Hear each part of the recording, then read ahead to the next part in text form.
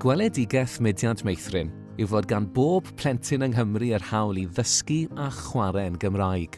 Ac rydym yn gweithio'n galed i wireddu'r weledigaeth yma i sicrhau ansawdd, cynaliadwyedd a chyfle cyfartal i bawb.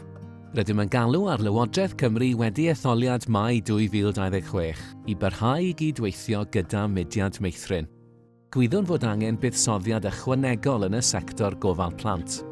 Gofynnon am un gyfundref yn genedlaethol ar gyfer gofal plant ac addysg gynnar, gyda chyllid yn dilyn y plentyn.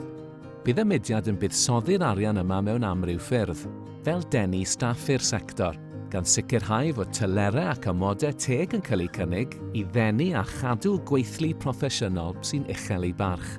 Byddwn yn parhau i gefnogi cynlluniau trochi iaith, fel ein cynllun Croesi'r Bont. Yn y mudiad, rydym yn gwybod fod darparu profiadau llawn hwyl i blant a'i trochi yn y Gymraeg yn hanfodol wrth iddynt ddysgu'r iaith a thyfu'n ddwyieithog. Cefnogwn cylchoedd meithrin i gyflawni cwricwlwm i Gymru, gyda chefnogaeth wedi deilwra i'r sector.